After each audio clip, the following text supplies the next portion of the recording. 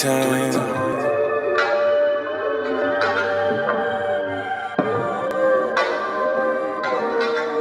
4 times.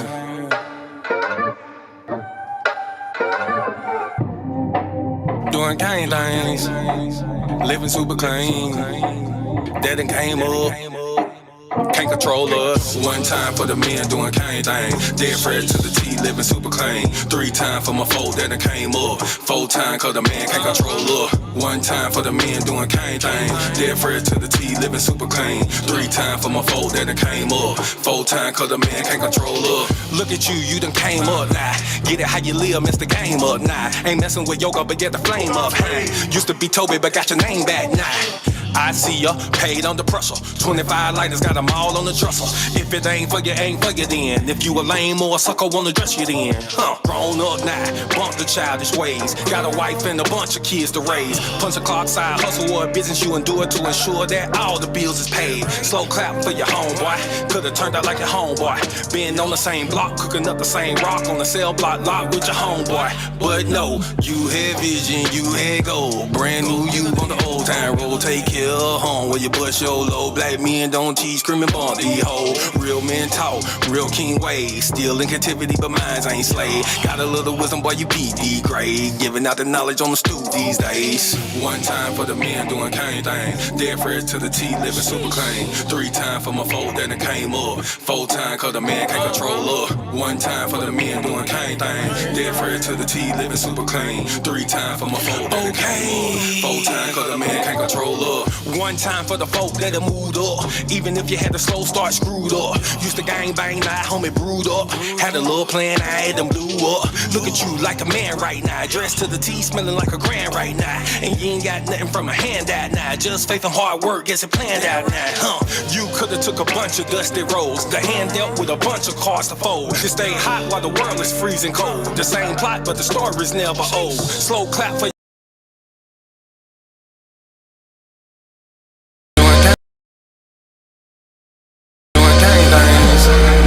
living super clean. That it came up.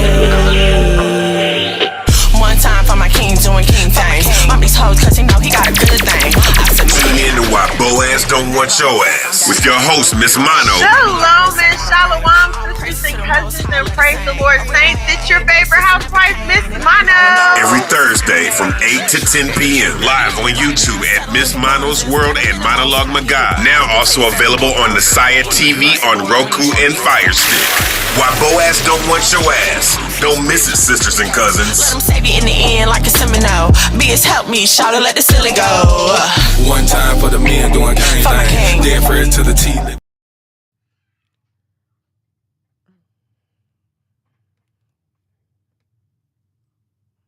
Shalom and shalom, sisters and cousins, and praise the Lord, saints. It's your favorite housewife, Miss Maya.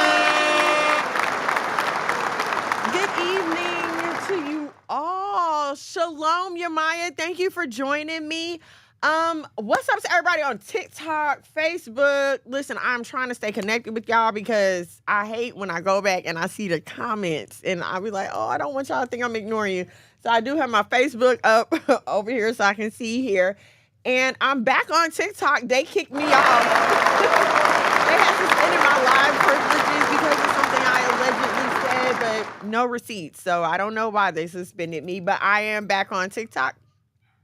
So thank you from wherever you're joining me from, whether it be YouTube, Facebook, TikTok.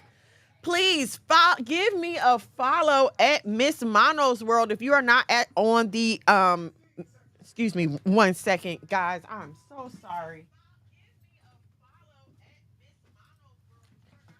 Sorry, guys.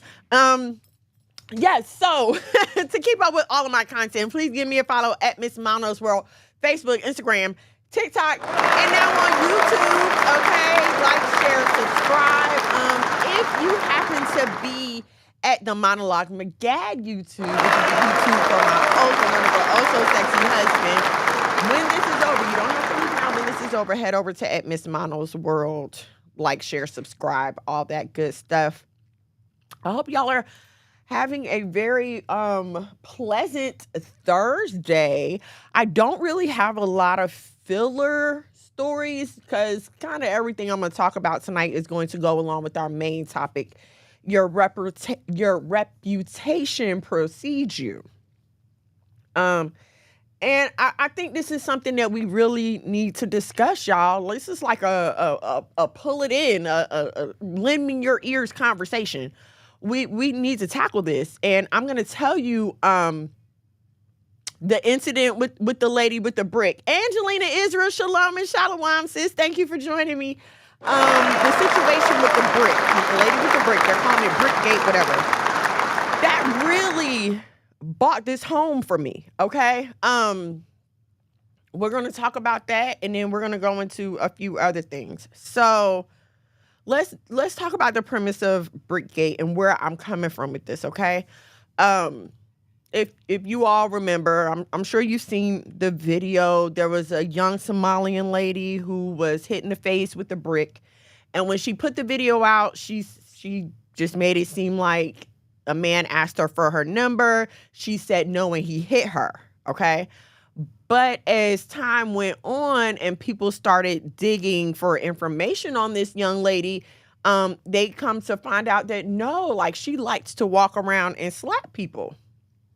There are videos of her walking up to elderly Caucasian people and slapping them, okay? Multiple times. And there are multiple videos of her just spouting out typical feminist propaganda. You know, women support women, and all we need to protect ourselves, and all of us women need to, you know, come together and protect ourselves because we can't depend on a man. Shalom, Sister Delta, thank you for joining me. We can't depend on a man to protect us. So all of us women need to come together and defend ourselves, okay? And this is the kind of stuff that she's saying. This is how she's putting herself out there into the world. She's a strong, independent woman that don't need no man, okay? This is what she's put out. So now we have this situation where she's been assaulted, and let me say this, like, there's no reason for anyone to hit anyone with a brick in the face. I mean, in this situation, I'm not trying to say it was right at all. I don't care what happened. No, it's never okay to hit someone, okay? But we as women have to take responsibility for our behaviors in these moments, okay? What do I mean by that? No, he shouldn't have hit you. But how were you talking to him before he hit you, right? And I know this is going to be a very sensitive subject, so I need y'all to kind of just hear what I'm saying, okay? Because at the end of the day, we have to take accountability for our part in these situations, all right? And in this particular situation, when we're dealing with this young lady who got hit with the brick or whatever, for you, the way she released the video, it was as if it was the men's fault for not stopping the guy from hitting her. It was because she said, oh, there were other men standing around and they did nothing. They just let this man assault me.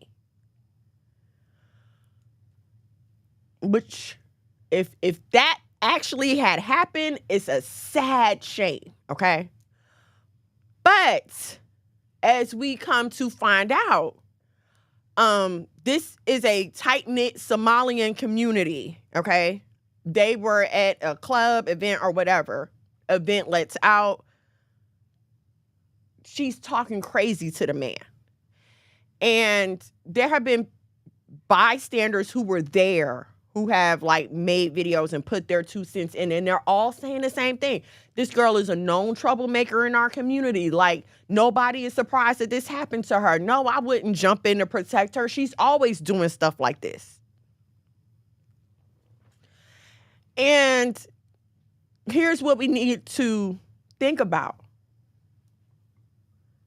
If she had not had, If people were not able to say these things about her, how different would the reaction have been? Like, if there was not video of her slapping innocent people, okay, and at the end of the day, I don't care what color you are, no one deserves to be slapped. You walk up to my grandma, my mom, my auntie, whoever, and you put your hands on them, there's going to be a problem, period. There's no excusing that. I don't care what color you are. So it does not matter that she was slapping white people. That's not an excuse. We are to live peaceably with all men for as long as we possibly can. So that's not an excuse. When you live your life by the creed of I don't need a man and us women, we all need to protect each other, then why would you think that any man would come to your rescue? You've told them repeatedly that you are not interested in their protection. Let me get to some of these comments. Hold on. Did you just call me big head? That is high school trauma.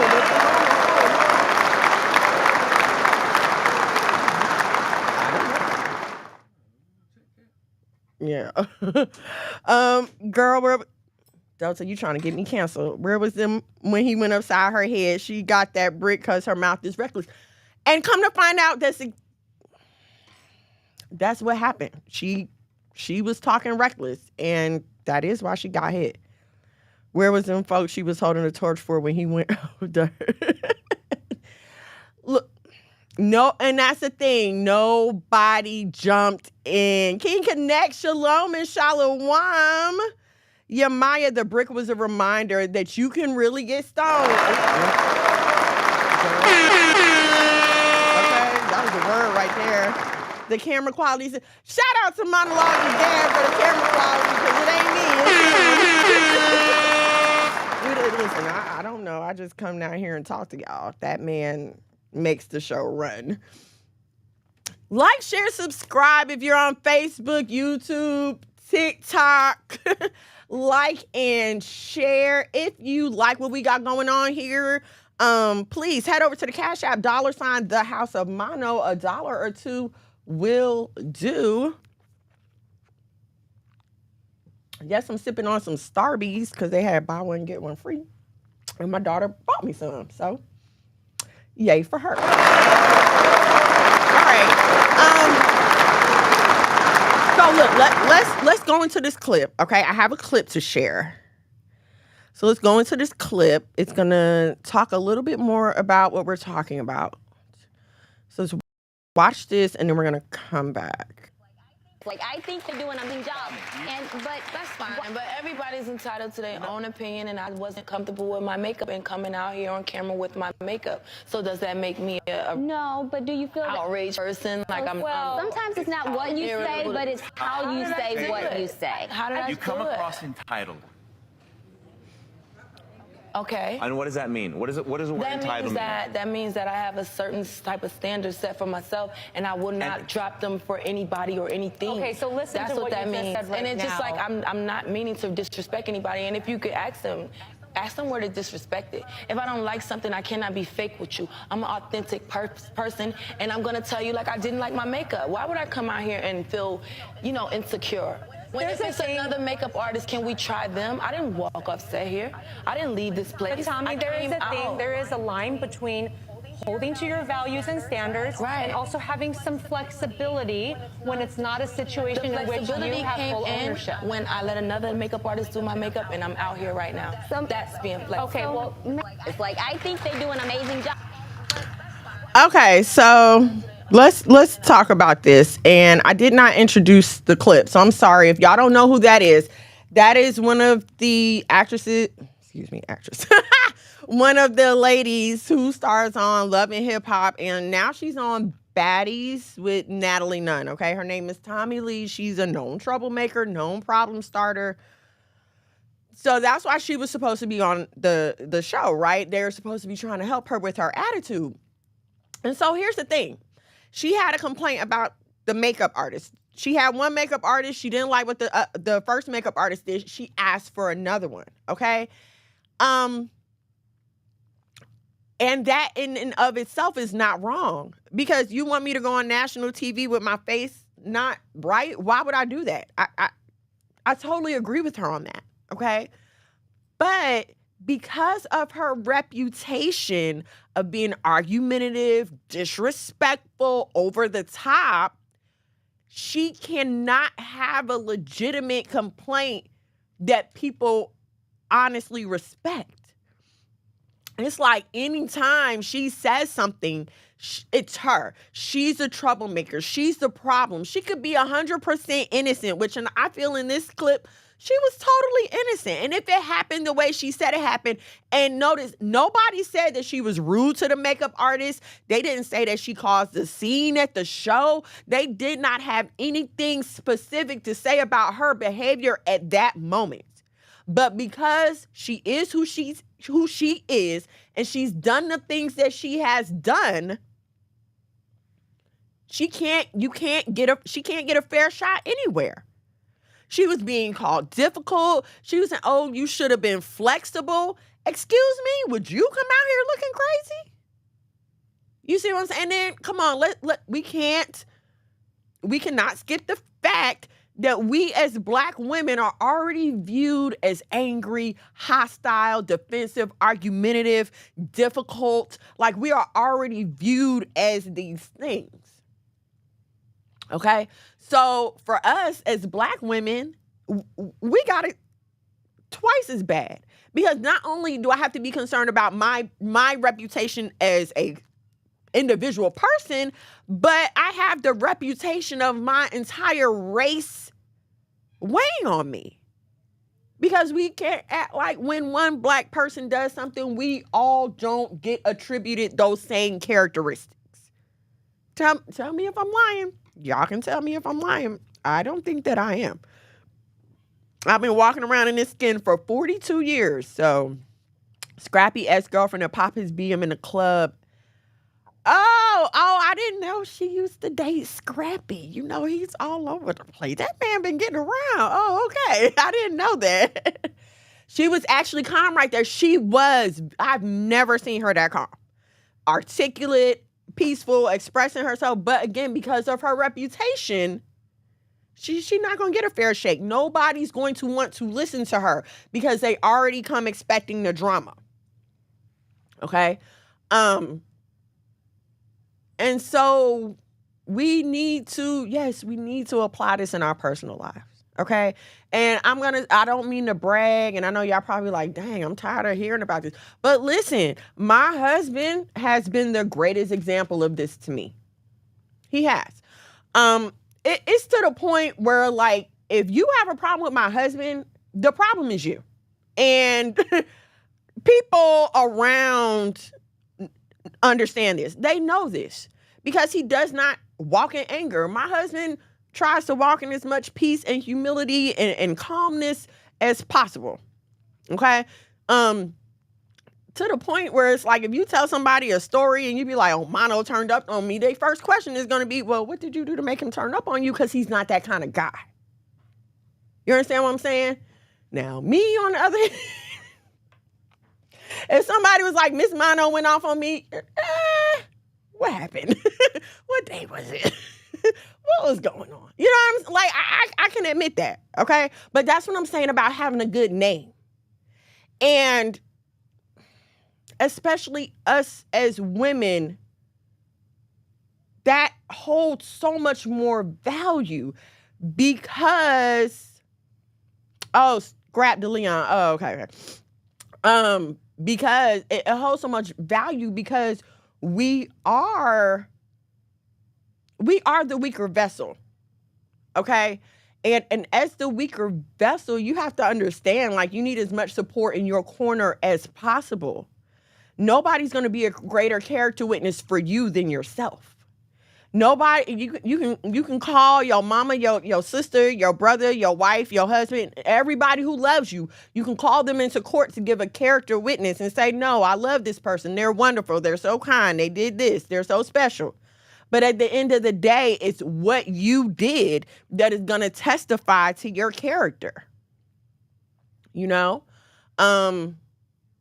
There's oh gosh, I don't remember the song, but they talk about how girls love to say, I don't usually do this. You know, that's like a thing they used to say in the 90s. I don't usually do this, when you know good and well you do it all the time. You know, and I hate to say this, but for my single sisters, y'all be thinking like, oh, he's going to think he's special because I only did this for him. And he's never going to understand that you only did it for him. Because if you did it for him, you'll do it for everybody else. And this is what we have. Listen, I know we live in this postmodern equal society where men can do where women can do what men do, and women shouldn't have to face any of the consequences. And as a woman, I can do whatever I want, and the man of my dreams is still gonna want me. Like, that's just not reality. Y'all have to listen. We have to understand this. Every body that you add to your body count, every baby that you have, every abortion that you have, that takes away from your value in the dating and marriage market. And I know no one wants to understand this or have this conversation. I don't know why we as women feel like we can go out here and live any kind of way and then expect a man who has been very meticulous and careful about his life to take us in as a liability. Because at that point, that's all you are to him as is a liability. You don't know any self-control. You don't know how to keep your mouth shut. You don't know how to carry yourself in public. You have no restraint. All you are to a good, hardworking man who has something to lose is a liability. You want to eat. You want makeup. You want to shop. He got to take you here, take you there, and you don't know when to shut up. And you always smiling in the homie face. And you got, I mean, it's always an and. Every time you get ready to make a decision, stop and think, is this something that I want to have to explain to my husband and my kids? And I know some of us have already done some things. Some of y'all already got kids and multiple baby daddies. And I'm not saying that there's not hope for you with the past, okay? I got a couple of stories I can tell you. But like I tell my own daughters, don't think that the grace that I have is going to be extended to you. Don't take that for granted. You don't understand the calling on my life. You don't understand my purpose. Man, my purpose ain't your purpose. And this is like the catch-22 of sharing your testimony, right? Because yes, I want people who have been in my situation to understand that, yes, they can overcome. Yes, I understand we overcome by the word of our testimony. But also, it scares me to think that there are young women who may listen to what I'm saying, and instead of taking it as a warning, they take it as a green light, like, oh, well, she did it and she's okay, so I can do it too. And I'm here to tell you that I'm not okay. You understand what I'm saying? Yes, I'm healed by the Most High, and I am who I am in front of you. But you don't know the journey. You don't know what I went through. You don't know what I took my husband through. You don't know what I took you just don't know the price that was paid, not just by me, but by the people around me to get me from the point that I was to the point that I am. And maybe I'm not supposed to say that. I'm just supposed to act like, oh, I woke up one day and asked the Most High to heal me, and I was healed. And I'm here to tell you that that is not the way that it works. Just like getting deeper and deeper and deeper into sin was a process, coming out and getting healed is a process as well. You have to go through some things. And here's what I also want y'all to understand. It is one thing to heal as a single woman. It is one thing to heal as a single mother. It is a whole other bag to heal as a married woman. That's a whole other bag right there. So I need y'all to think about these things when you're making these decisions, okay? yes, it starts with love of yourself. But if that's not enough at the time, do you want to take your future husband through this? Do you want to have to explain this to him? Do you want to have to talk about it? If you don't want to have to talk about it, then don't do it. Don't do it. Let's get in these comments. Even though she wasn't in the wrong since she created such a hostile environment over the years, nobody's trying to hear her out. Exactly. And this is what we do to ourselves. Like, I have a 5-year-old, and his favorite volume is high.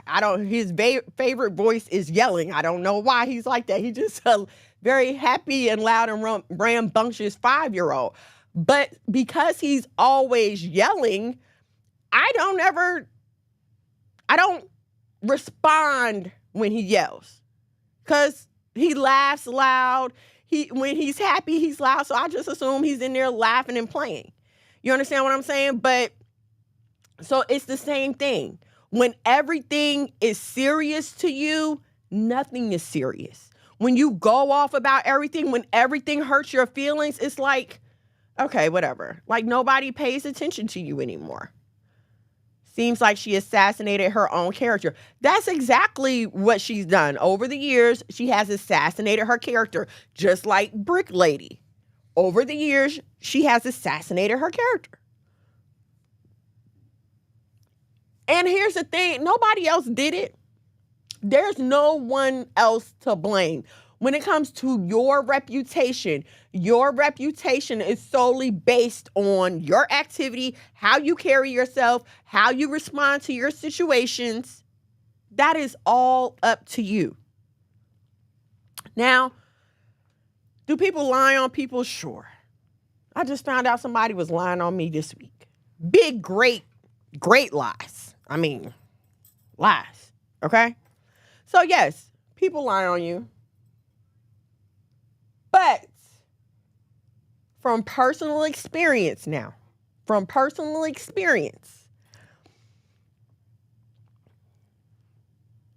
person telling a lie, okay. 2 people telling a lie, y'all might be in cahoots. 3 or more people get in on a lie, hold on, we need to investigate. Like, at a certain point, it's not everybody, it's you. And the thing is, we don't mind it being us until we need everybody's help. You understand what I'm saying? Like, Brick Lady was all good popping her ish on IG, talking about how she don't need no man and, women can take care of themselves. And that was all good until you needed help. It was all good until there was a man in your face ready to assault you, and now you want the very people who you said you don't need, ain't no good for nothing. You want them same very people to come in and help and protect you.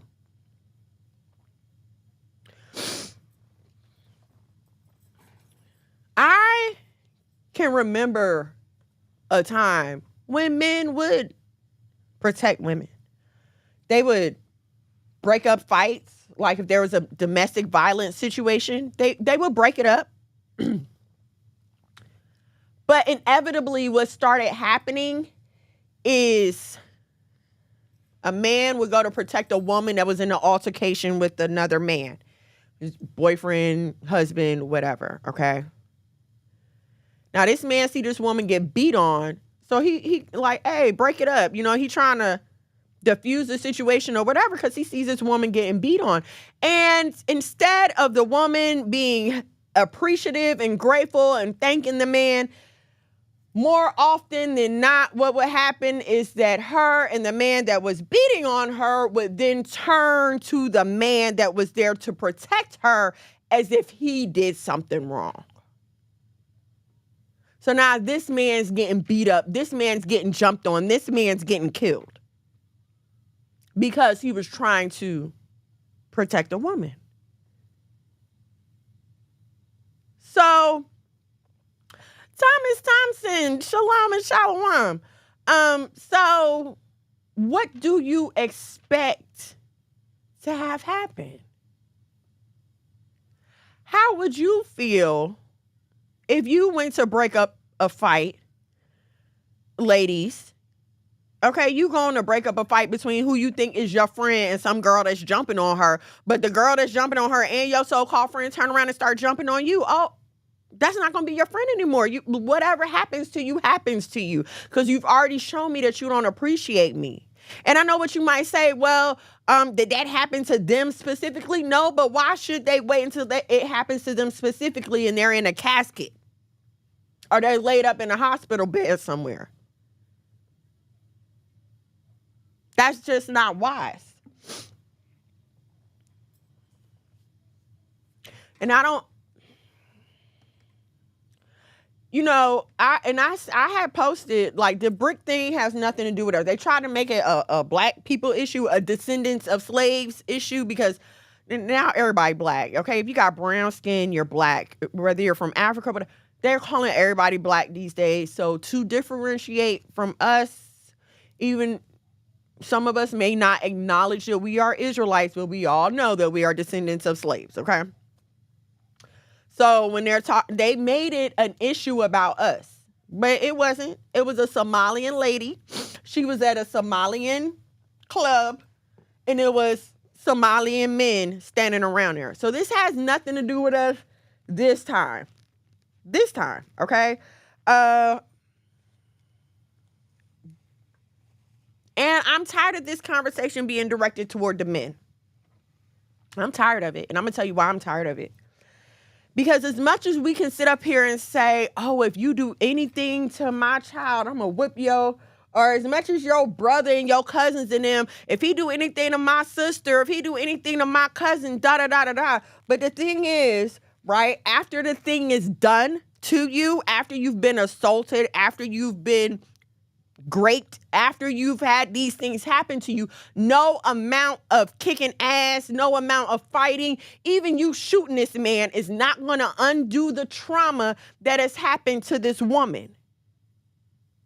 And I hate it for us that we have been so fooled into thinking that we don't have feelings, we don't have emotions, that things can happen to us and, oh, we're supposed to be okay. That's not true.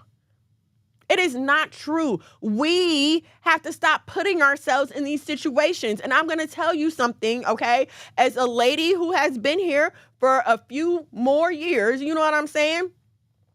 I have no qualms about telling you that every time that something messed up happened between me and a black man, I was somewhere I shouldn't have been with somebody who I shouldn't have been with, doing something that I should not have been doing. And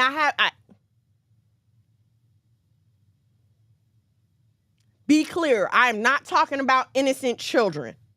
I want to be clear on that. I am not by any means talking about innocent children.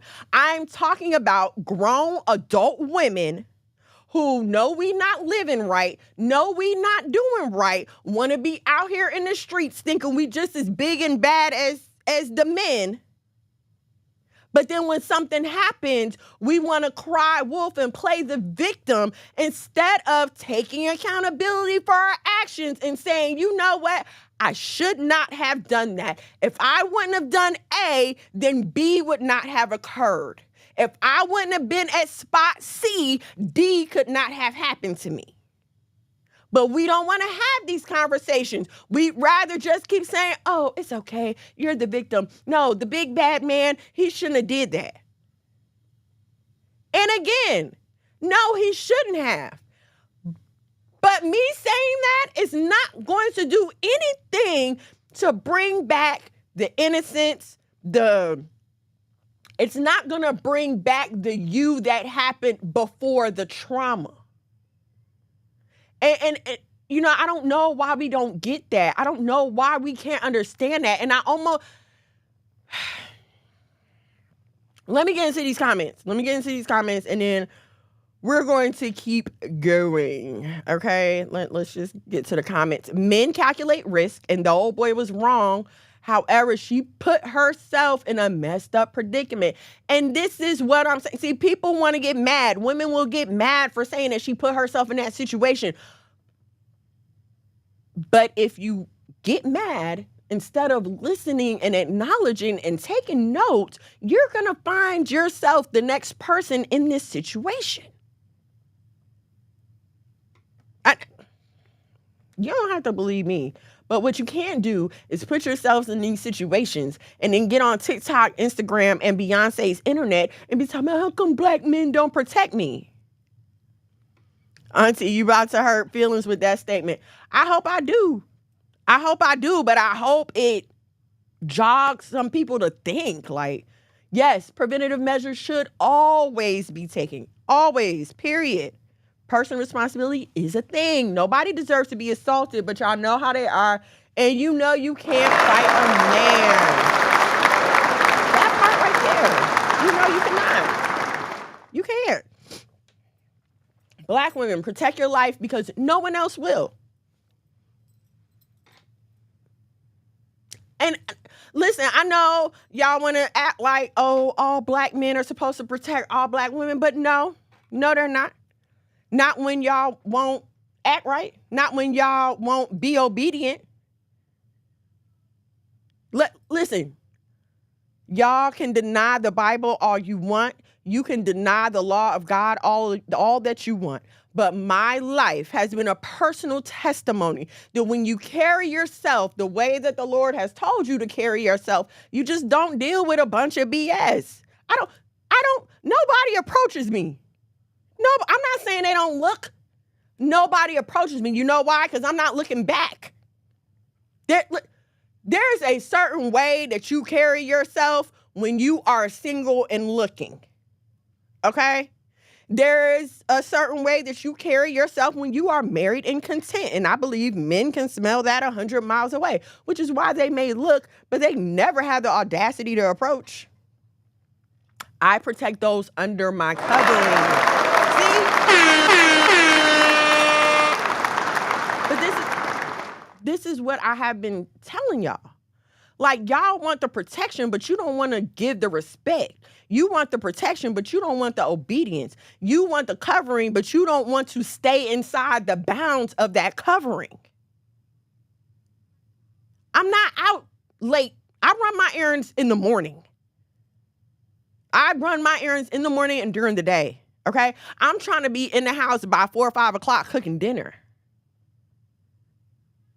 I'm at where I'm supposed to be at. I'm at where my husband expects me to. So now, if anything crazy pops off now, oh no, this was just totally the devil. Like, this was just totally random. But if I'm out running the streets all hours of the night, not being where I told my husband I was going to be, not doing what I told my husband I was going to do, hanging out with people that my husband does not approve of, then when something happens, now it takes a whole investigation. Now it's your side, his side, and the truth. Now we have to sit down and figure out what exactly went on. No, you cannot do what you want to do. You can't. I don't care how, and this is what, it does not matter how old we are. I'm a 42-year-old woman.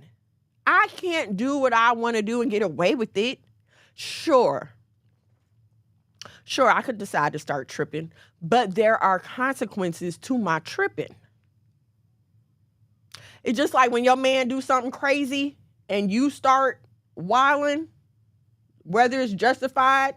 I'm talking about justified. I'm not talking about y'all just acting crazy for no reason.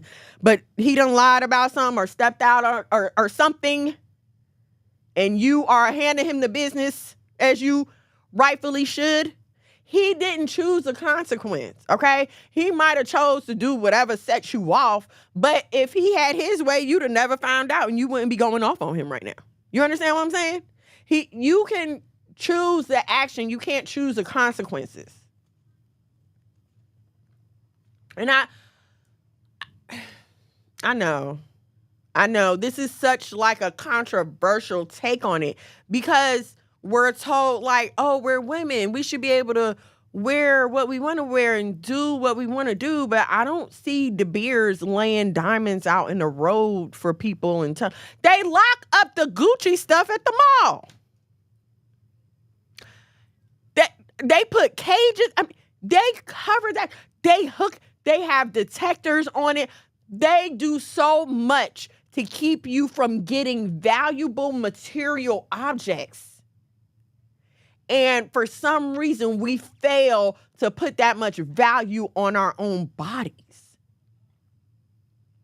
And here, I'm not saying you got to walk around just like an old lady covered from neck to ankle.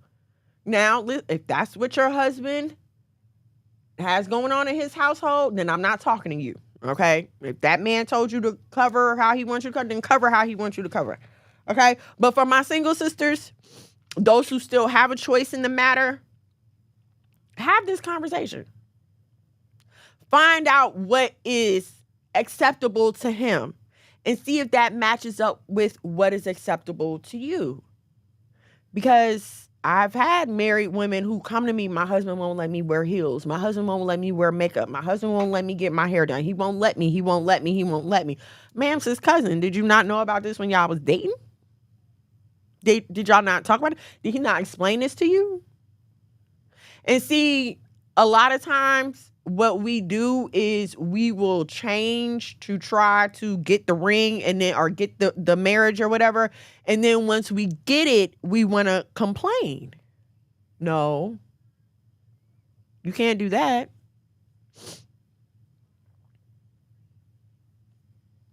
This is part of being accountable. Like, make it very clear what you want and what you don't want, what you will have and what you won't have. But back to having a good name. We see men talk about it all the time, right? When they talk about handling business and, you know what I mean? We always hear them refer to, oh, nah, he a real one, or I know him, nah, dude is solid, da-da-da-da-da.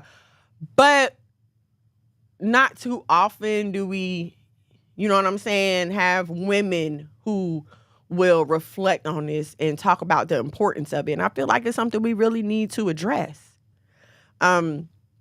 You know, like my husband says all the time, it's like the men are waking up and getting themselves together. What are we doing? It's like we're still walking around like chickens with our heads cut off. And it's really crazy how, like, you know, the feminist movement have made this cry to destroy the patriarchy, but the black patriarchy seems to be on the rise.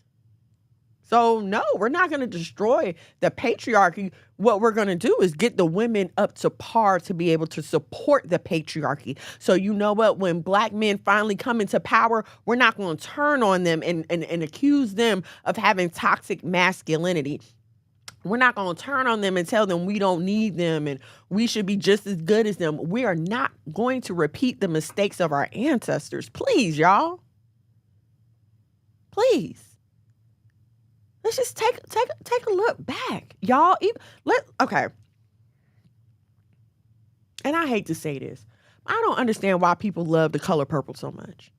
I do not understand why people love that movie or that book. It is nothing but man-hating lesbian propaganda.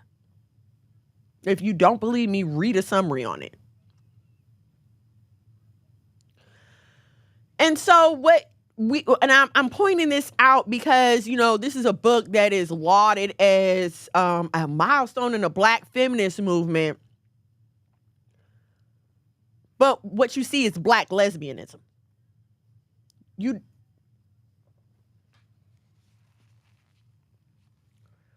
I don't care what y'all say.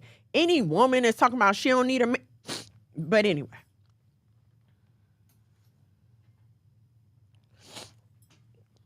But I'm sorry, y'all. I'm trying to fix this chair. I hate when this chair falls. It like really aggravates me.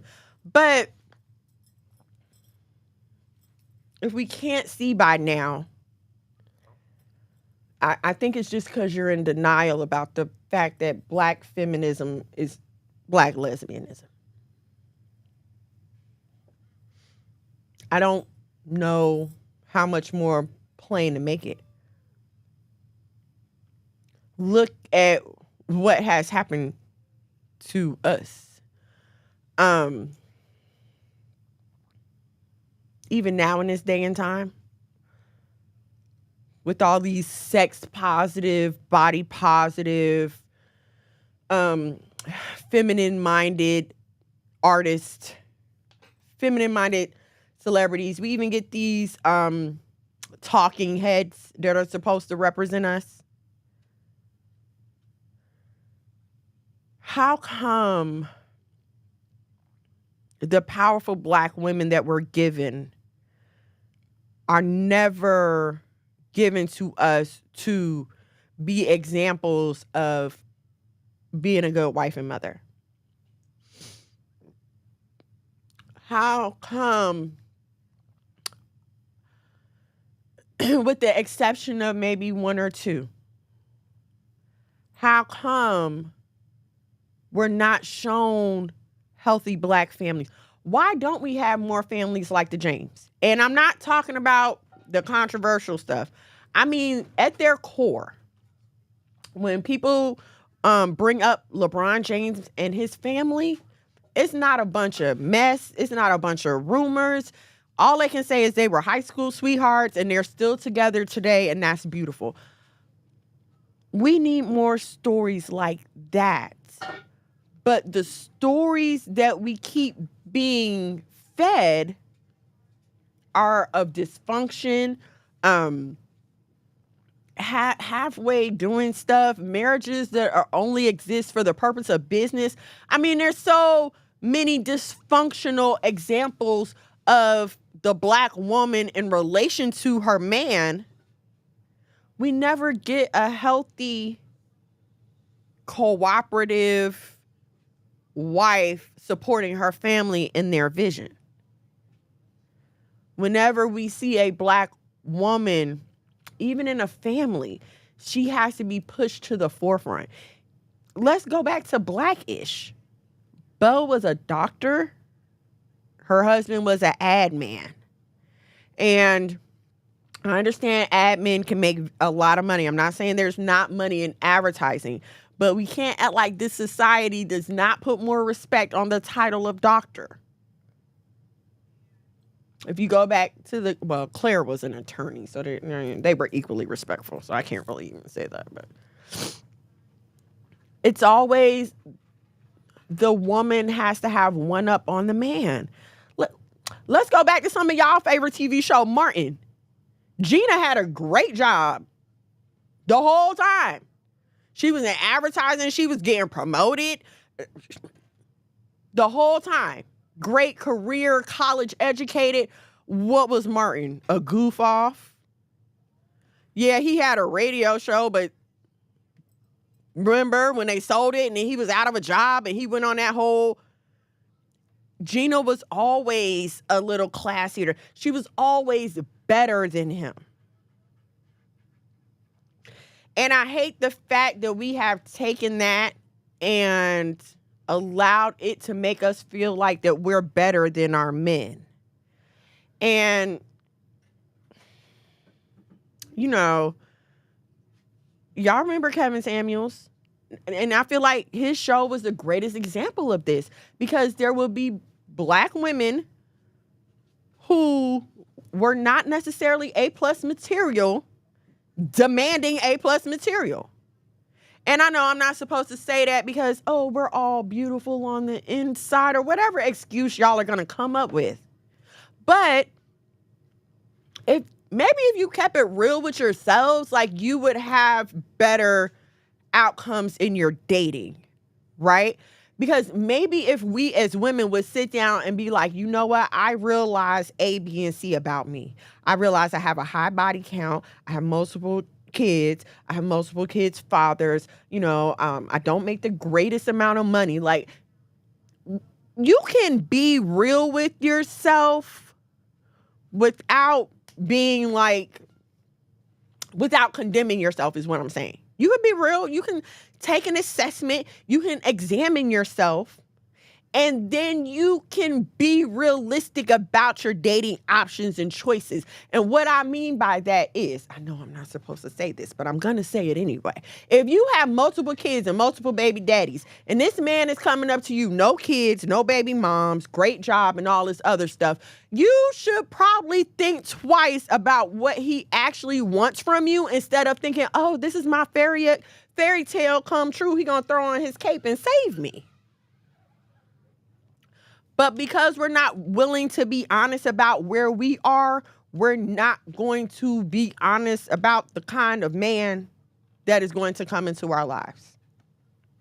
Okay, I know I'm not supposed to say that. Come on, let's read the comments. The Most High gives us free will. We can stay in his perfect will or his permissive will. Like Deuteronomy 28 says, you can choose the blessings or the curses. Yes, you can. Right. Dressing modest has nothing to do with dressing like an old lady at all. I don't know where that came from. I don't know why y'all, well, I know where it came from, but it's 2023. We shouldn't be thinking like that anymore. The men's are on their P's and Q's, and we need to fall in line. Absolutely. Color Purple is very traumatizing. I don't see it as man bashing though. I just see a bunch of dysfunctional black relationships. Explain the man bashing part. Harpo, Mr. What they called him? Harpo, yeah. I mean, the whole thing with him being abusive, and then Suge coming into town and whatever they did to him, and he ran off with Whoopi Goldberg's. Suge ran off with Whoopi Goldberg's character. The whole way that they were portraying Mr. It couldn't. That's the man bashing. Like just portraying him as abusive, degrading. Like Whoopi Goldberg's character, she didn't even talk at first, I think. So here you have this story of this black man beating on this black woman, and who comes to save her? Another black woman.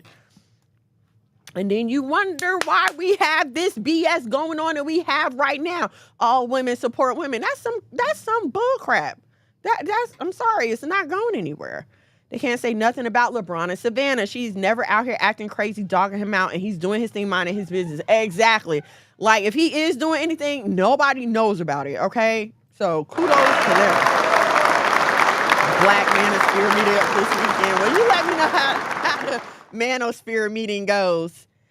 There are a lot of men with no vision and no proof of concept, thus giving women nothing to follow. It's too many men and women trying to compete versus coexist. Exactly, yes. We don't know enough about interdependence. We only know about independence, but we have not learned about interdependence. It's where I'm leaning on you and you leaning on me, and we holding each other up. That's how it's supposed to look. I just hate the work over that's been done on words like submissive, cooperative, obedient when it comes to being a wife, or even when it comes to being a woman, right? Because before your husband is your head, Christ is your head. Okay? So the practice of walking in obedience to a man does not just come from when you're being married. Your practice of walking in obedience should begin once you're old enough to decipher, yes, I need to be following these laws, statutes, and commandments. This is when your practice of obedience begins. And I know it may sound funny, like when somebody was to say, oh, if you can't be obedient to God, you can't be obedient to your husband.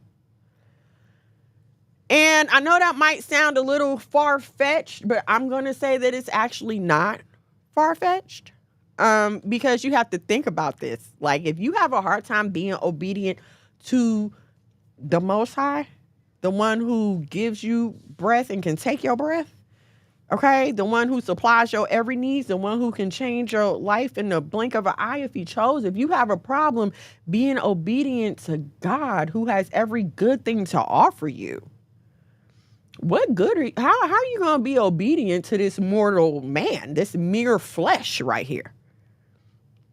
How are you going to go along with that? You understand what I'm saying? Like, you got to have yourself in line as well. Let me introduce you to one of my sisters with no kids and a nice job. Nope, I'm not even setting myself up with a man with no kids. Look, I don't understand women with kids wanting to be with a man without kids. I don't understand that. And simply because he doesn't know how to already be a parent. All right. Now, if your kid is young, like 2, 3, maybe. But once you start talking about having older kids, you kind of need somebody who already understands parenting. Especially to help you parent, right? Like, aren't you getting married to have some help with parenting? Like, I don't like when people be like, I'm not looking for a father for my kids. Then why are you trying to get married? What makes you think that you're going to have a man in the house and he's not going to be a father to your kid? Why would you even want a man in your house that doesn't want to be a father or cannot, is not capable of being a father? So I definitely agree with that. Like, if you have kids, you should want your man to have kids too, at least one. Interdependence, right? That's what I'm saying. Interdependence. You help me and I help you. Need a man with some father experience. Period. Yes. Once you are, and this is what we have to realize. This is a part of being honest with yourself. This is an excellent example of being honest with yourself. Yes, this may exclude a large part of the dating pool for you. However, this is how you get to ensure that you have success in dating. And just to define success in dating for me is getting married. Like, I don't understand people who say they're dating successfully, but they are not married. Then why are you dating? And how can you do it successfully? I've never understood that. If someone could explain it to me, please. Okay. And I'm gonna tell y'all something too that I've had to learn myself. As a woman, all right. As a woman, you do not have the flexibility, the redemption as far as earthly. You don't have access to all of those things that a man has to be able to get up and dust yourself off, get up out the gutter and carry on like it never happened.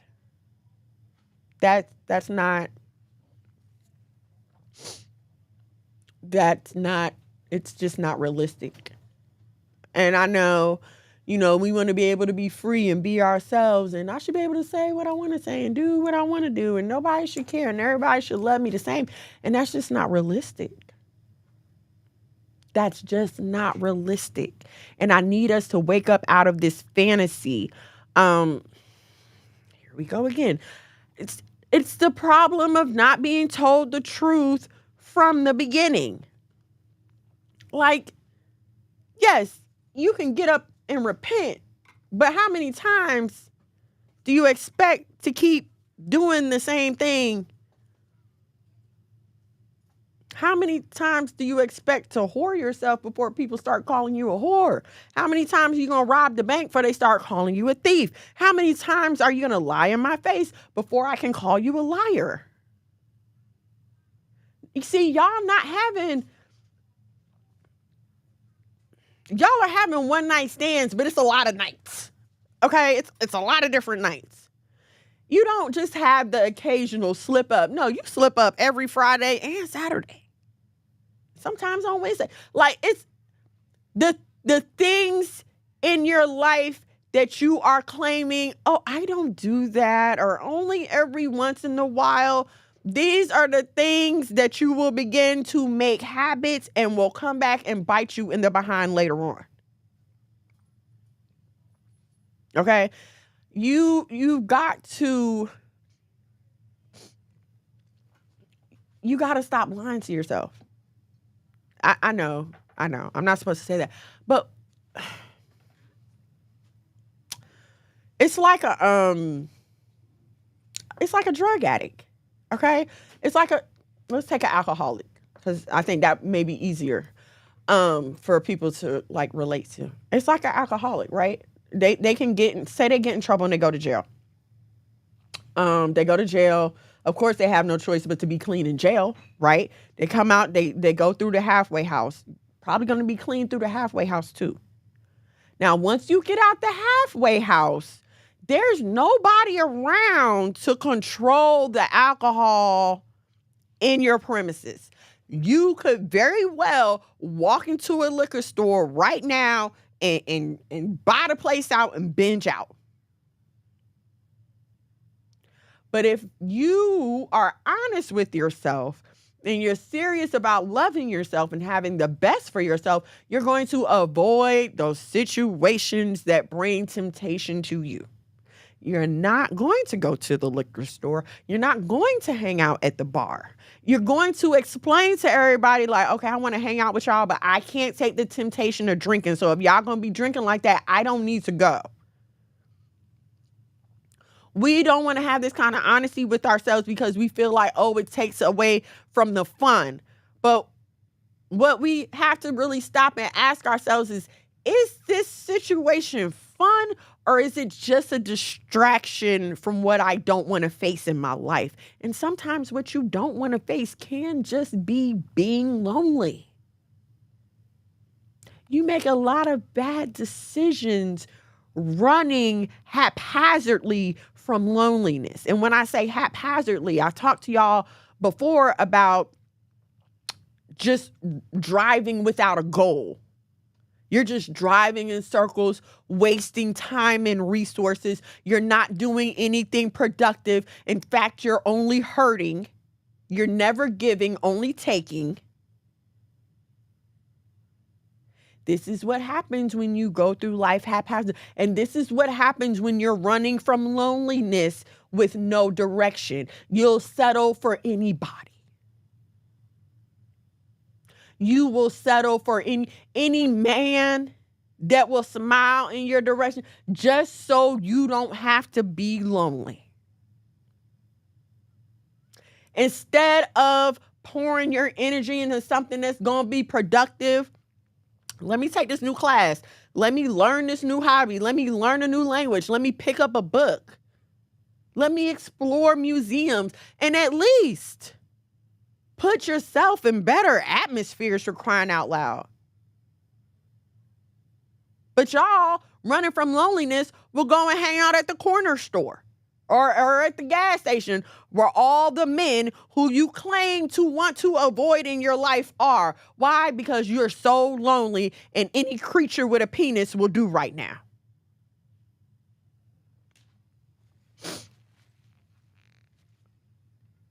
You're so lonely that you'll take Buddy, who ain't had no job in a year and has no intention on ever getting one. You'll take him. Anything to not be alone. Anything to not have to deal with yourself. Anything to not have to deal with the lady in the mirror. This is where you make those life-damaging decisions at. This is when you made the decision to stay with that bum after your mama, your auntie, your sister, your uncle, your cousin, and everybody else told you, leave him alone. He's no good. You let the loneliness win. And I'm not saying that that is not a formidable beast. It is. Loneliness is hard. And I don't believe that crap. I'm not lonely. I'm just alone. No, acknowledge your feelings. Acknowledge your feelings. I'm lonely right now, and it is making me sad. Lord, help me, please. And see, the problem is we start so young. We are sexualized so young. We are told to focus on boys and dating so young that some of us never take the time to discover what we like outside of boys and dating. You don't know if you can crochet. You don't know if you like to paint. You don't know if you like to dance. You don't know if you like to exercise. You don't know if you like to read. You don't know if you like to swim. You don't know what else you like besides niggas and fried chicken. If I'm lying, please tell me. Please correct me, because I don't want to be a liar. So y'all please correct me if I'm lying. Let's go to the comments. When a real man shows up, a woman effortlessly relaxes into her femininity. I saw it in my own household. My bio dad was like Mr. in color purple. Stepdad followed God and showed up with the plan. Stepdad, he the dad who stepped up. Okay, shout out to all the stepdads. Right, all praises. Absolutely. Sin is always a distraction. Always, and it always comes when you're lonely. I wish y'all would listen to what I'm saying. Loneliness and attention is a hell of a drug. It will get you in trouble every time. Every time. You only make yourself more bitter and empty by doing that. And see, this is the thing. Like, you be thinking like, oh, this is just temporary. Oh, I'm just going to use him for this. But you just make it, like, you make it worse. It's like an alcoholic who takes, you ever been on a diet, like a sugar diet? You ever try to kick sugar or something? And you be like, oh, I'm going to just have this one piece of candy. And then next thing you know, you planning to start this diet next week all over again. It happens to me. I'll be like, all right, I ain't eating no meat this week. No meat. And then something will happen. I'll be cooking dinner or we'll go somewhere or something. And I have a piece of steak and try again next week. And you get the taste for it and you start eating it, right? But here's what I've noticed. If you let the taste just go or find a healthier alternative, it will satisfy that craving and propel you into a healthier direction. When I choose a salad over a steak, I'm full, okay? And now I feel better about myself, and now I'm more inspired to choose a salad the next time. So when you have those hard times, those feelings of loneliness, when it's 11 p.m. and he's texting you, talking about you up or whatever, whenever the next time is you are tempted, resist the devil and he will flee. Don't answer the phone. Matter of fact, block him. And if you're listening to me, whether it's live or on the replay, and a certain person came to your mind, go ahead and block them right now. Don't worry, we'll wait. And I guarantee you, every time you overcome that, now you're stronger and you're feeling better and you're feeling stronger. And it's so easy to say no next time.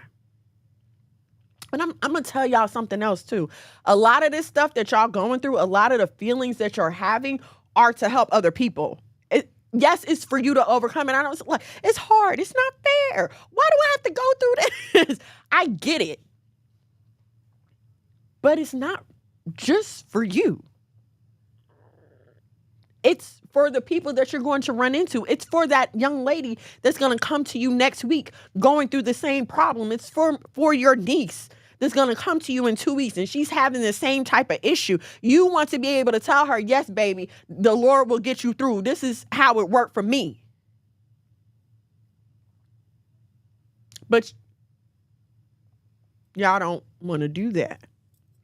We don't see the worth in that.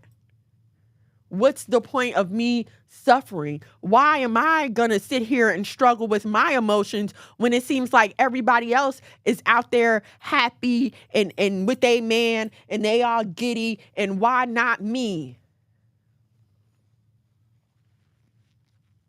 Why can't a man just love me? Why can't somebody just love me? And I'm here to tell you, they can. But are you ready for that? Like,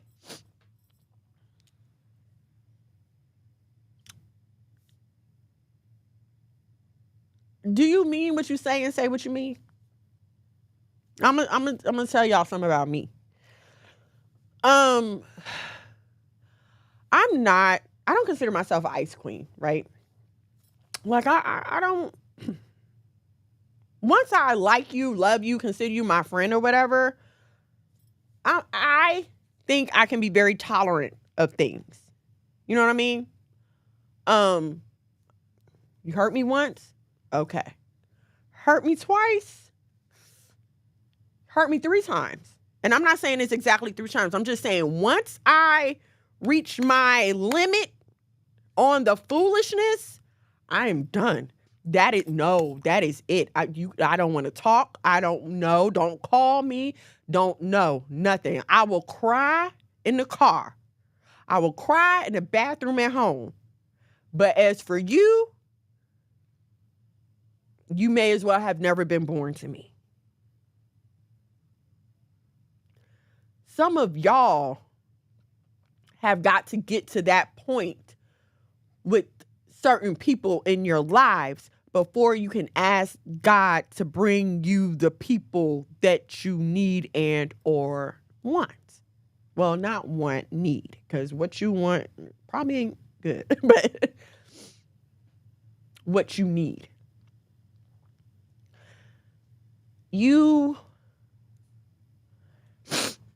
Let me read the comments because it's about to go into something else. Like, share, subscribe.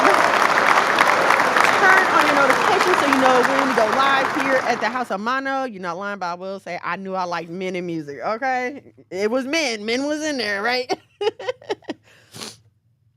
What does a Black manosphere teach? Family men, faithful husbands, and devoted fathers to become goals and golden standards of Black men. That is true. We would love all of that. And Pretty Brown Rock, y'all, this is my niece here. We be going back and forth on TikTok. There are men out there that are doing that. They're probably not in the manosphere, okay? Because, but there's good family-oriented Black men out here who are loving their wives and their children and living the way that God has called them to live. Ignore and block. I'd rather sleep in the bed with my Bible than be laying next to the devil again. Hello? That part right there. That part. I'm tired of this whole culture, city girl BS being promoted and made to be the most prominent representation of Black women. Y'all leading young girls astray. Listen, since you brought that up,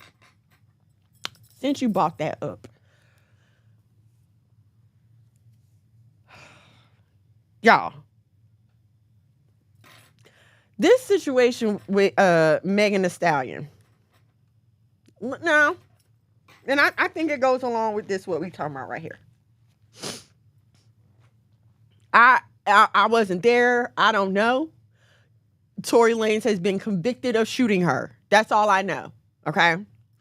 But if y'all remember when the story first broke and it was still alleged, what was the first thing that everybody was saying?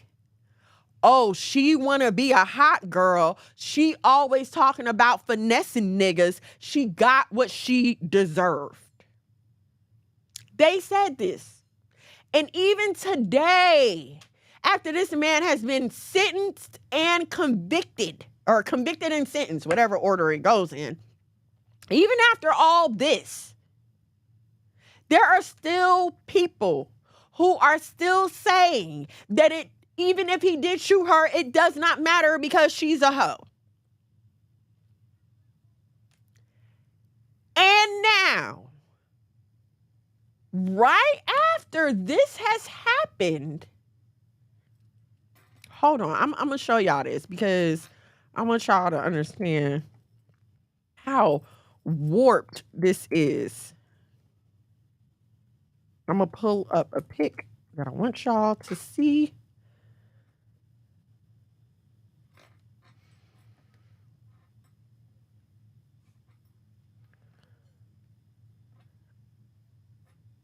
Okay, I'm gonna just show y'all this whole thing because it's full of it. All right, here we go.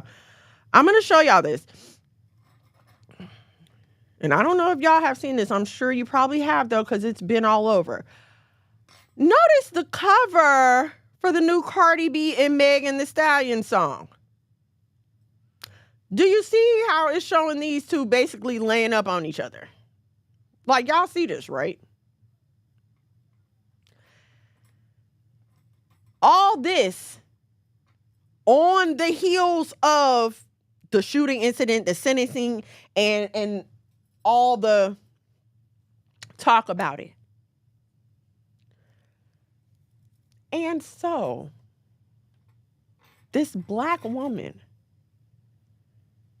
is saying that she was a victim of violence from a black man. And even with all her money and all her fame, I mean, she's Megan Thee Stallion for crying out loud. Megan Thee Stallion for crying out loud. She world famous, done toured the world multiple times, I'm sure. I mean, she's easily one of the top female of our time. Easily, I think. Even with all of that, she still gets called a hoe, and she's still not believed when she's assaulted.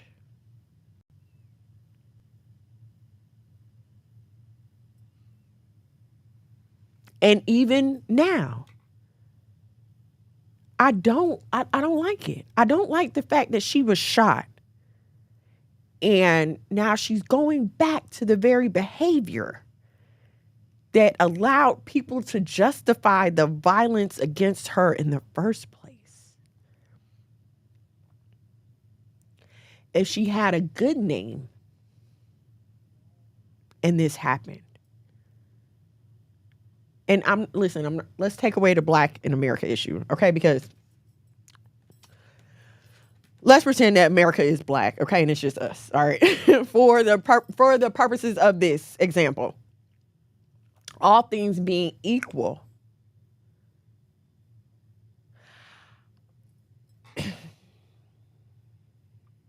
I'm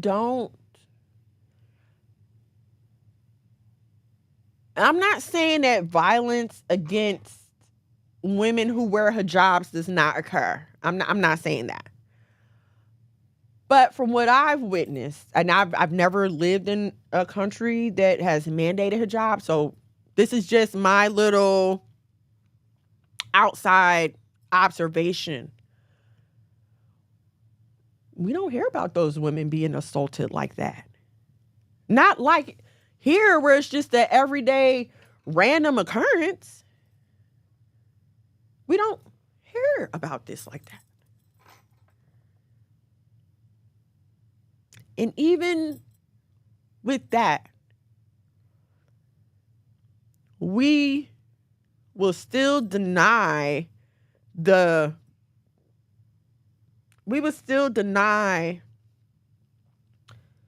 validity of obedience, the benefits of covering ourselves.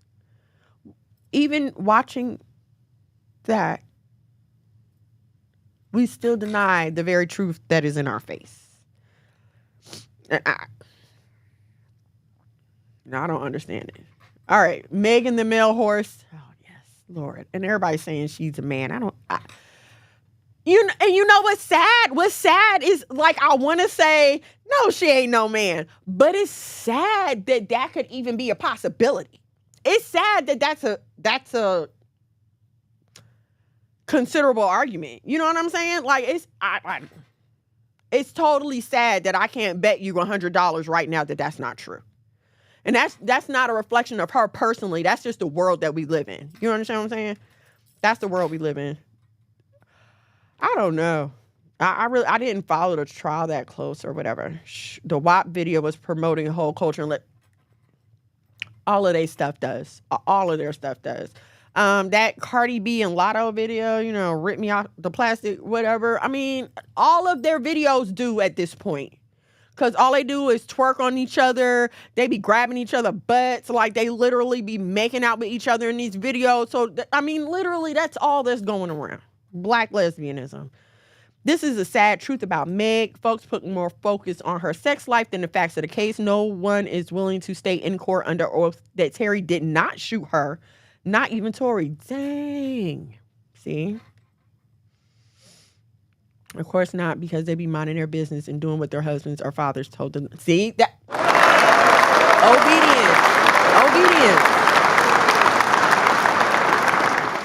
Obedience. Oh my gosh, what is that girl's name? Malala? I think her name was Malala or something, but she was a little girl in a hijab, and she was attacked by terrorists for trying to go to school. But the way the world rallied around her, I mean,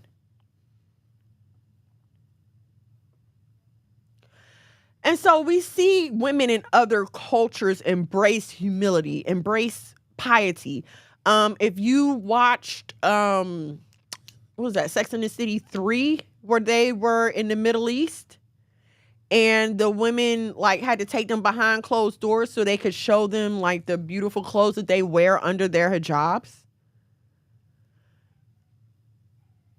That, I hate that piece of film because it was anti-modesty. It was anti-hijab. It really was.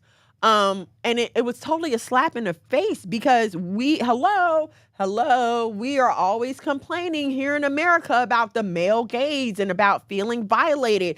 And here's a way to stop the male gaze and stop you from feeling violated. Cover up these things. And again, a simple denial of truth. Men are going to look at women like they can't help it.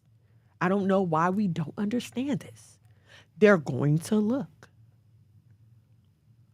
It's just like women are going to look at men. My single ladies, do y'all not look? You're single. Why wouldn't you be looking?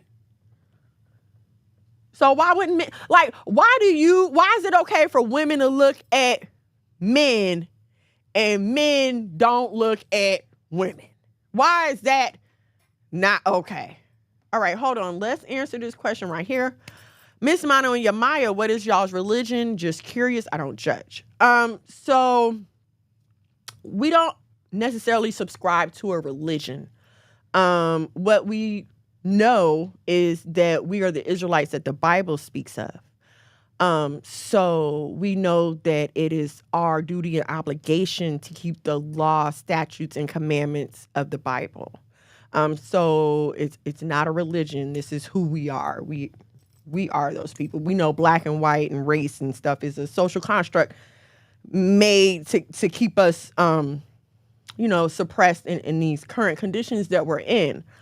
But originally, we're the people of the book. The Bible is about us, and what is in it is for us to do.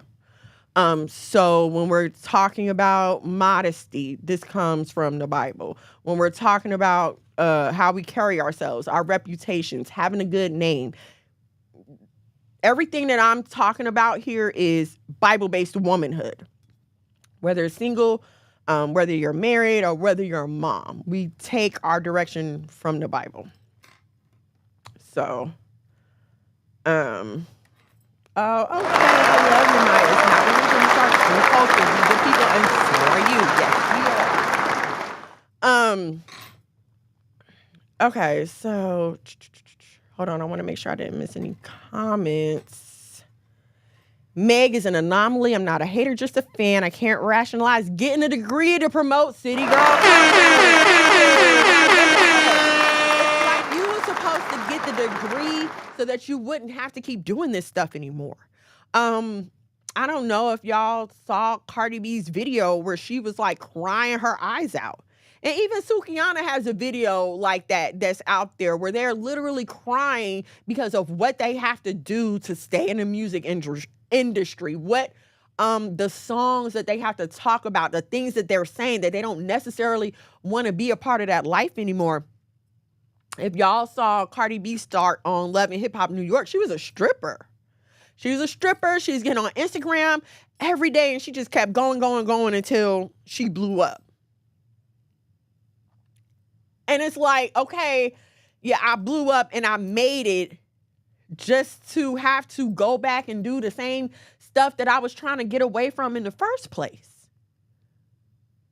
Like I wanted to get out the strip club so I wouldn't have to degrade myself anymore. And so, yeah, no, I might not be walking into a strip club and it might not be men in chairs directly behind me trying to fondle me, but now my entire body is put up for the world to view. These women can't even have children and heal in peace. They having babies, and before they can heal from having the babies, they got to go in and get a BBL and a tummy tuck because they got to be naked in a picture next week. They can't age naturally. Every time something start to sag or move, they back at the surgeon's office laying on the table. The point of getting a degree is to be, you know what I'm saying? So you don't have to do this anymore. It's like, I have more to offer than my body.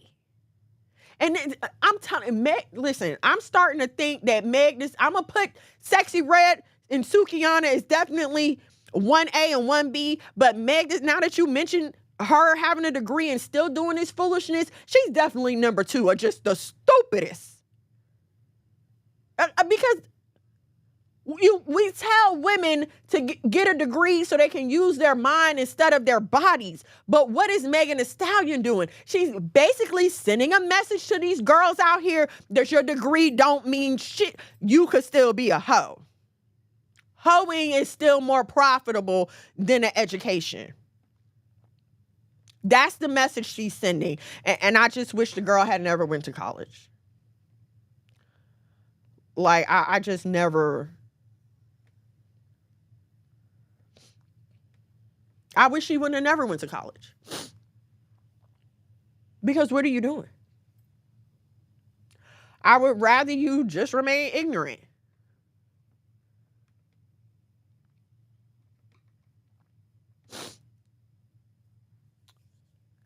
And see,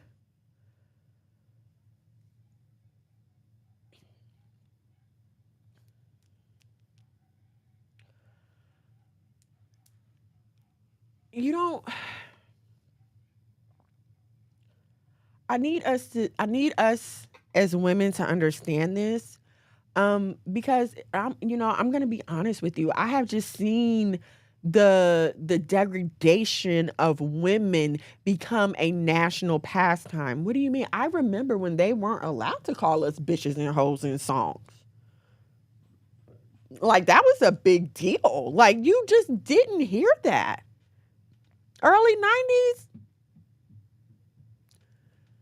Even they was talking about, I got a man, what your man got to do with me. He never once called her a bitch or a hoe in that song. Like, you know what I'm saying? I'm trying to remember, like, there's a song called Oochie Coochie, La La La. I am the brains and I'm up to par. But he never called the girl a hoe. You understand what I'm saying? Like, so I've seen, in my lifetime, I've seen the door open and the music just get worse and worse. I remember when they made them put the parental advisory stickers on the music. I remember when first they wouldn't play the songs at all on the radio. Then they started playing them with the beeps. I don't know if y'all remember that era, but almost every word was beeped out except for the hook. All you heard was the beat and the hook. You know what I'm saying? To now, they call you a bitch on the radio. They call you a bitch on TV and nobody's going to say nothing about it. So I've seen it get worse and worse and worse. And yes, we were talking about the incident with the Somalian girl. But let's not forget that there are innocent Black women out here who are being assaulted every day. There are innocent Black girls out here who are being victimized every day. Every day. And the only way that we can prevent it is to, first of all, we have to pray. We have to get in our obedient state. We have to get with obedient men.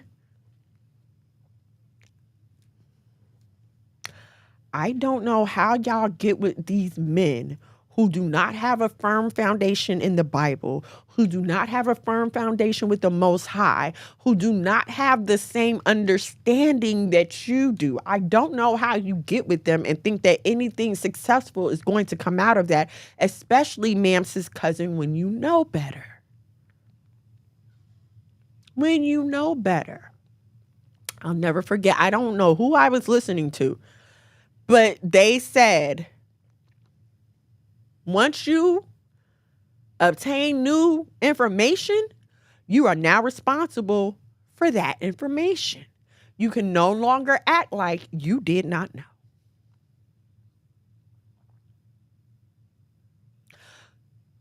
So what I'm saying to you now is we keep having these conversations about accountability, responsibility, changing our circumstances internally so that we don't keep finding ourselves in the same garbage externally.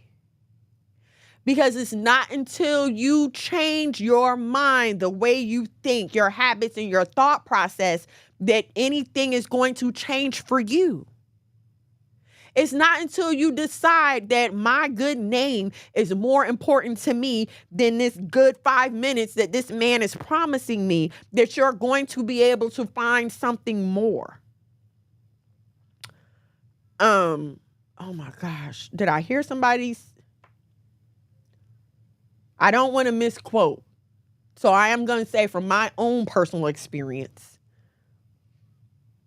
when you set yourself toward the Most High, when you set yourself toward His word, to really embrace it and to really understand it, other things will start to become more clear and more evident to you. The word of God is alive and well and sharper than any two-edged sword, discerning even the hearts of men. Ladies, I want y'all to take that quite literally. Because y'all don't know these dudes when they come up to you. You don't know who they are. You don't know them from Adam. All you know is he got a nice smile and a nice car and his shoes look nice and he smell good. I hope that y'all are at least looking for that. I hope you're at least looking for those things, okay? And so you've seen, these minimum requirements of yours and you decide to push on. But if you're in that word and you're letting that discernment work, all the red flags are going to be beeping as soon as you see him. Creep. Something wrong with him. This don't seem right. Walk away. I'm not saying it's going to be like on the movies where all his stats, how they show you the thing with the x-ray vision and all his stats just show up by his head. No, but you will know if something ain't right. Like your spirit just not going to sit well. You're not going to be at peace around this person. And when we are not in tune, we can get caught up in this fantasy like, oh, this could be my Prince Charming and I don't want to mess it up. I don't see anything wrong with him. I can't tell anything's wrong with him. I don't want to rush to judge. We just come up with all these excuses instead of falling back for a minute, okay? Even if you did give dudes your number, because I've told y'all, don't you be asking nobody for their number. I instruct my daughters not to pursue a man. Yes, I can smile. I'll shake your hand. I'll, hope you have a good day. We'll make small talk, but I'm not asking you for your number. That's not my place to pursue the relationship. And so y'all that's out here asking these dudes for their numbers, at what point do the dude take over? Seriously. If you're the aggressor in the relationship and you got his number and now it's up to you to call him, at what point does he become the pursuer in the relationship? I don't know. That just ain't never worked for me. But I'm not... Dude, no, I'm not chasing you. I'm not saying, I haven't liked a couple dudes in my past life. Sure. Might have threw some hints left and right. And I'm not about to sit up here and be like, oh, everybody that I liked ever liked me. No, that's not true. Sometimes I like people and they ain't like me back. More times than not, they like me and I didn't like them back. But I was cool with it either way. I don't want nobody that don't want me. And that's another, look. Just like I'm talking to y'all about y'all reputation, y'all need to be looking into these dudes' reputations. Okay? Because a lot of them are angry. They don't really like. Okay? They angry. They got mommy issues. They got baby mama issues, whatever. If y'all would go through their social media, it would save you a lot of heartache. Go through their social media and believe what you see. Read the comments he's leaving under post. Pay attention to his posts. Pay attention to the comments. Pay attention to what he's liking and what he's agreeing with. Pay attention to what his friends and family are saying. Like, y'all have kind of a inside view into these men these days. At least you have Facebook and, you know what I'm saying? You have clues. But y'all see a dude in incel chat and on 4chan and still think that I can change him. I'm going to be the one to change him. And I'm here to tell you, ma'am, sis, cousin, there's nothing you can change on a man. Not at all. There's nothing you're going to change about a grown man until he wants to. Okay, hold on. Let's get to these comments. Yes. But that's how it helps us grow. Hold on. Let me get this comment up here. Where is it? The word will cut you, but it will help you grow. Exactly. And that's how it helps you grow. It's like when you split your ends, you know what I'm saying? You making room for the healthy hair. When you get out you ever have a scab and you know the scab has to fall off and then your new healthy skin comes in? Same thing. The word works on us the same way. I recently made a video about Keke Palmer, Kenya Moore, and others being the one to pursue. How's that working out? Men know what they're... Listen, if Kenya Moore ain't the biggest example of that, just pay attention to what happens to these women when they get on. Even Portia, okay? As much as I like Portia in a very shallow sense, you know what I'm saying? Like, as far as the it girl on TV, cool. But remember when she was like gung-ho, had to have a baby, even wanting to come up with like a contract to have a baby with the guy that she was dating before Dennis? And then she did all that and was so eager to have a baby with Dennis, and then he just wound up cheating on her multiple times. Like, it never works. And here's something else that I have to say. Like, when y'all approach these dudes and y'all pursue them, you kind of setting yourself up for these horrible situations you find yourself in. Because I'm going to be honest with you, like, a lot of these dudes, the only thing that be stopping them from creeping and from effing around is their own ability to not talk. You understand what I'm saying? Like, that brother may be avoiding you for a very good reason.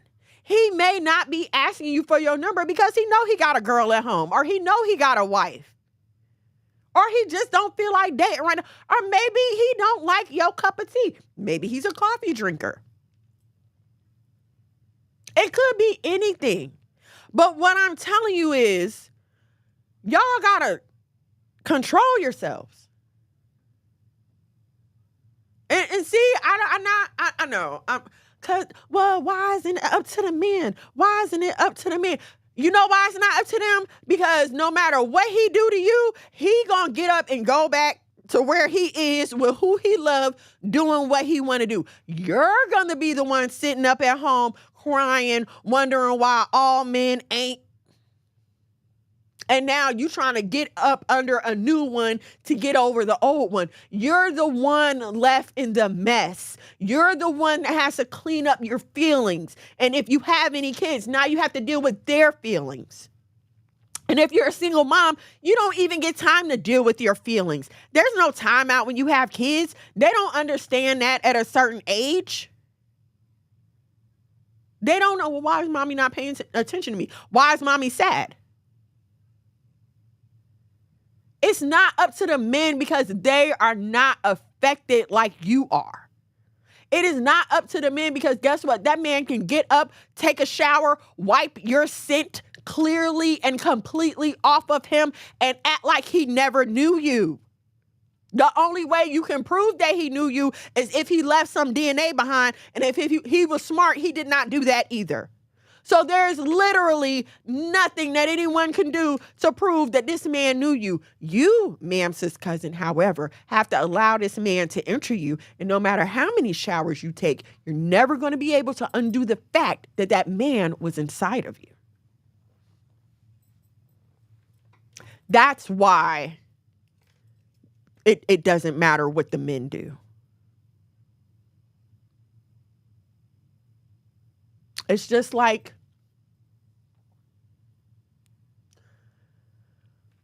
when people started complaining about McDonald's making their kids fat and stuff, and they wanted McDonald's to do something about it. And they were very, very, very slow. What did they do? Like take the they took away the supersized menu, and then they just turned around and made everything bigger.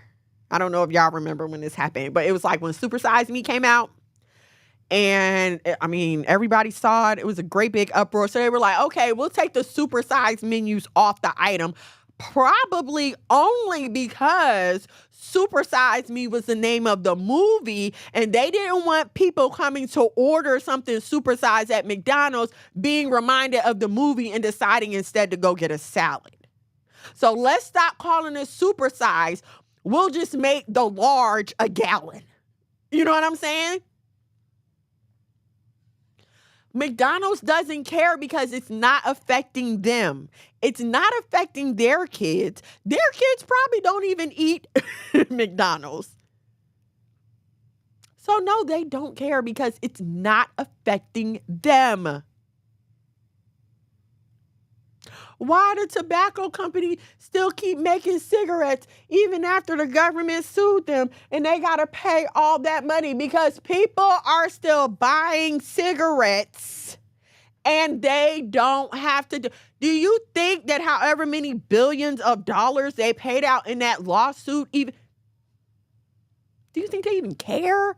Did they even bat an eye? Please understand that that was largely for the public, okay? That was a totally symbolic situation.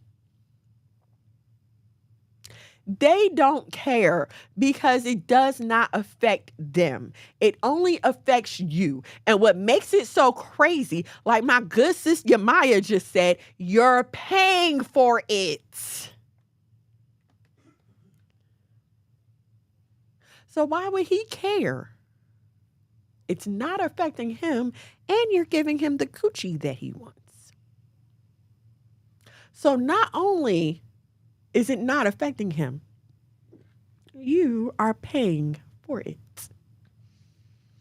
What do you mean? What do you mean? I don't know why we think that it's only when we decide that we're giving up some coochie that a man should feel like, oh, I'm giving you this favor. I'm paying you this. You know what I'm saying? I'm doing this for you. But y'all feel like they can't look at it the same way? It works both ways. He don't care why you're giving him some coochie. You're giving it to him.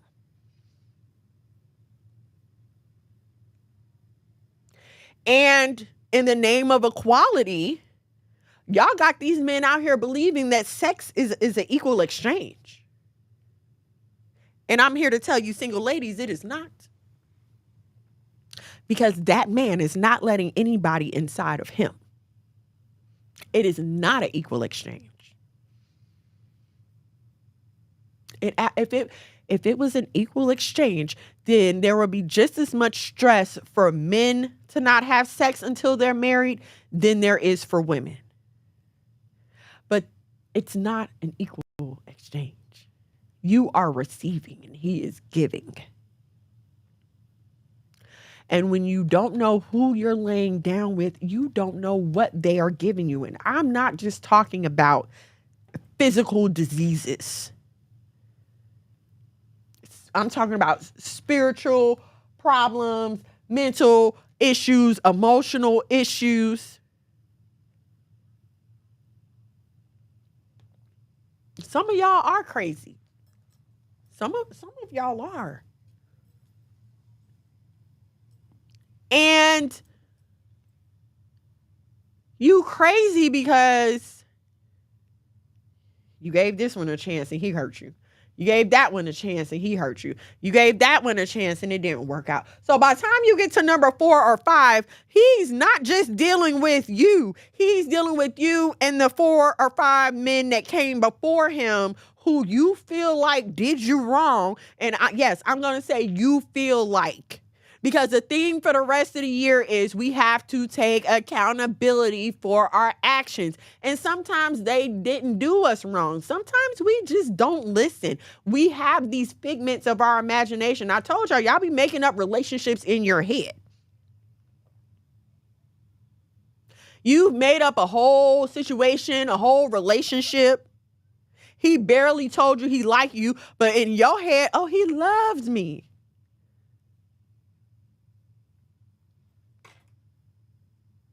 And if you would take accountability for that and be honest with yourself, no, you can't go back and change what happened the last time, but you can prevent it from happening the next time. I am a very socially awkward person. Very socially awkward. Like me and my husband can walk in the same place. It could be a party with 20 people. By the time we leave, he gonna have 15 phone numbers and 5 dates to do something else for us. Okay, he done met 5 couple friends, and he done lined up some outings and everything else. Me, I'm sitting in the corner with my drink, waiting for him to finish talking. It's just how we are. So when I meet new people, I'm very, very nervous, okay? And I'm one of the people that replays things in my head.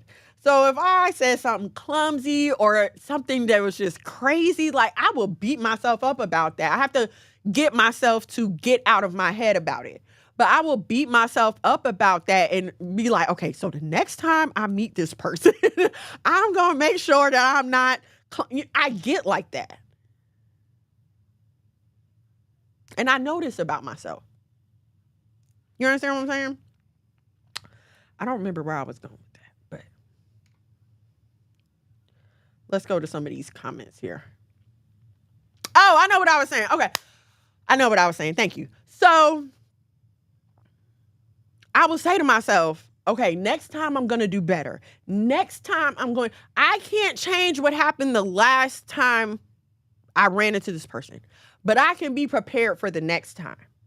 Okay. And so it's the same thing when we're reflecting with ourselves. I can't change the last relationship I had. I can't change the last argument I had with my husband. I can't change the words that I said the last time, me and whoever fell out. But I can resolve to make it better. I can equip myself with the knowledge, the tools to make it better the next time.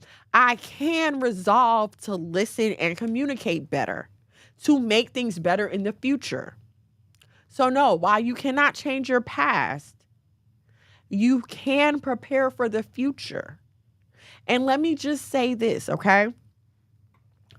Don't get discouraged about your past. Do you have to be honest about it? Yes.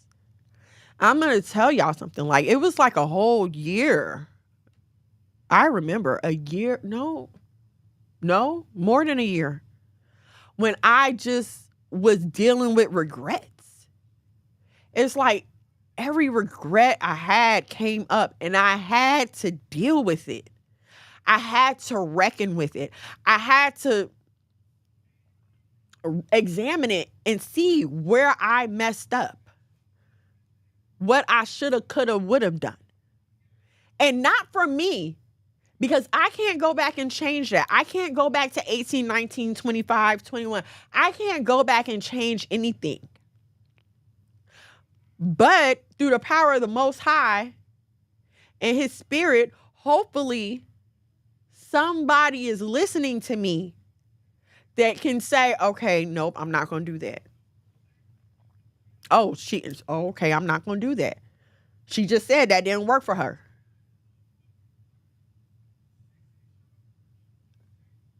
Did it hurt? Yes, it hurt.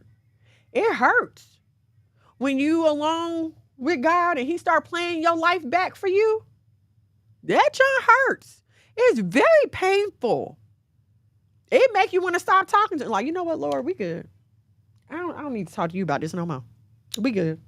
It'll make you want to be like that.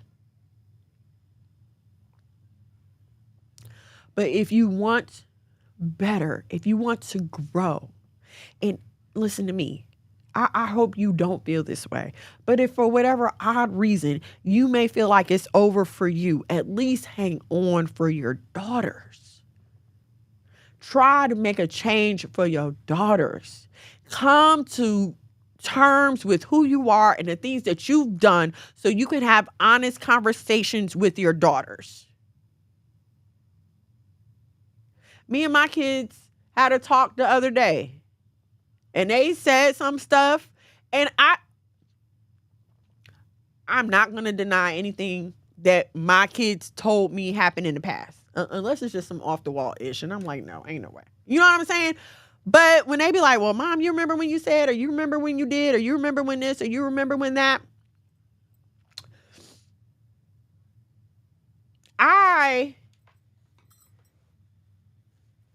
No matter how it makes me feel, I immediately offer an apology. Immediately. Because I did not mean to make my child feel that way. I don't know what I was going through at the time, whatever. But I know I did not mean to hurt my child and to make them feel this way. And the fact that they remember it this many years later obviously means that that was important to them. Like, that was something to them. So I'm going to give my kids something that I never got. I'm going to give my kids validation, and I'm going to try to reconcile it. And a lot of you, unfortunately, will not validate your daughter's feelings.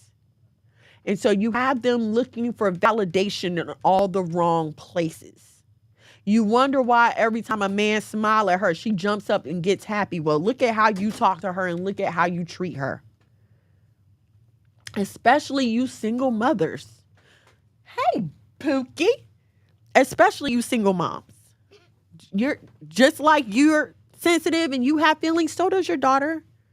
Just like your hormones be messing with you and you have off days, so does your daughter. The same grace and mercy that you want for yourself when you're going through, have some for her. Okay? Thank y'all so much for joining me this evening. Atticus is here, so you know that means it's time to wrap it up. Where's Paxton? He's upstairs playing on the phone. He didn't come down here with you? No? Aw, boo. Oh, look at you. Okay. So, thank y'all for joining me this evening. I hope something that I said will help you, whether you're listening live or on the replay. Introvert versus extrovert. Yes, he's very much an extrovert, and I'm very much an introvert. Very, very much. So, but praise the Lord, I'm getting better. Like, I'm getting better. But my social battery is still a lot shorter than his. Like, after a few hours, I'm like, okay, it's time to go. But he can party all night. So, hey, balance. Because I need somebody to pull me out the house. And sometimes he needs somebody to pull him back in the house. Okay? All right, y'all. So, make sure you are following us on all of your socials. I am at Miss Manos World on IG, TikTok, Facebook, YouTube. Don't forget to like, share, and subscribe on the YouTube. I know I haven't been like posting my shorts and stuff on YouTube, but I will get back to doing that. You just ate an apple. Good for you. That was such a healthy Doing gang choice. things. Good job. Living super clean. That done came up.